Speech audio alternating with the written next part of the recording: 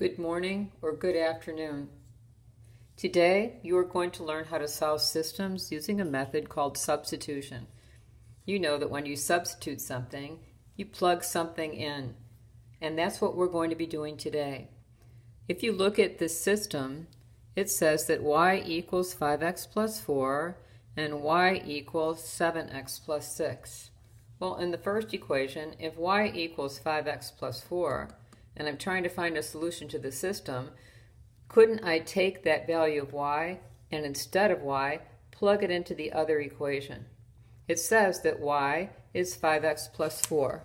So I'm going to circle the 5x plus 4, draw an arrow as to where it's going, and then instead of y in the second equation, I will write down 5x plus 4, because that's what it said y was.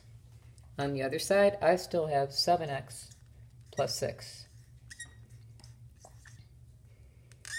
I have to collect the variables on one side.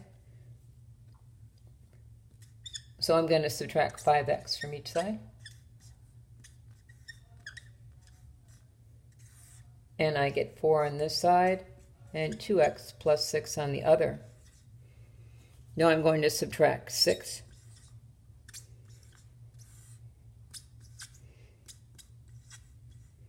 Divide both sides by 2. And I have half of the solution to the system without graphing anything at all.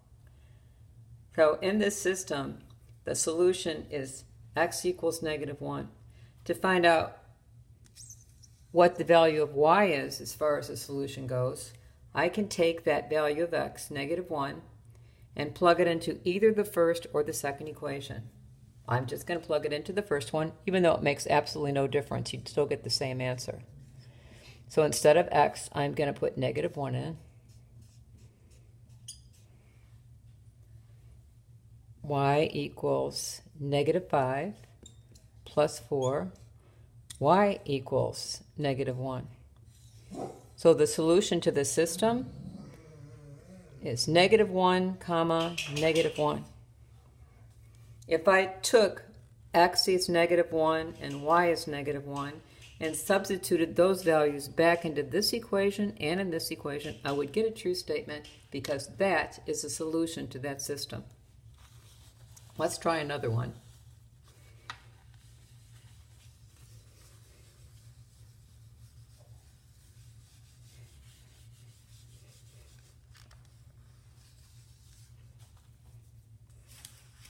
Here's the second one that we're doing. First equation, y equals 2x minus 4, and y equals 4x minus 2. I'm going to pause the video for a minute and see if you would like to try that.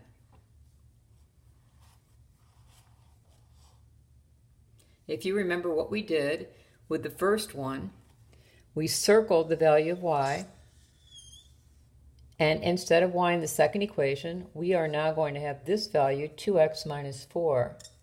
2x minus 4 equals 4x minus 2. It's very important that you do the circle and the arrow. It's very important that you write yourself a note about what you're doing, because when you show your work, you're showing it to yourself, showing you what you're doing. Collect the variables over on one side.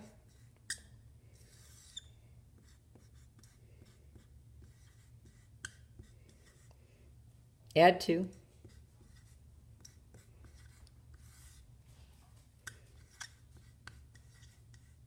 Divide both sides by 2.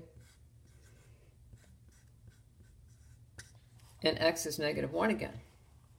Okay, so we've got half the solution. X is -1. Now we're going to find the other half. Who remembers what to do after that? Please raise your hand if you do.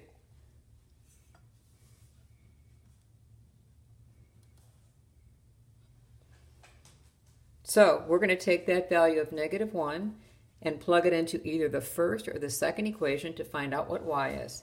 This time I'll try the second one. It doesn't make any difference which one you try. You'll still get the same answer because what we're finding is a common point that they both would have if you did graph it.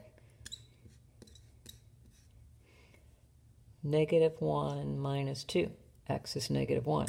So y equals negative 4 minus 2. Add a line, change the sign. Negative 4 plus negative 2. Y is equal to negative 6. Negative 1 comma negative 6. That's the solution to the whole thing. Negative 1, negative 6. When x is negative 1 here, you get negative 2 minus 4. Y is negative 6. Yep. When x is negative 1 in this equation, you get 4 times negative 1, which is negative 4 minus 2. Negative 6 for y? Yes, you would. So this is the kind of work that we're going to be doing for the next while, next few days, 3 days, solving systems using a method called substitution.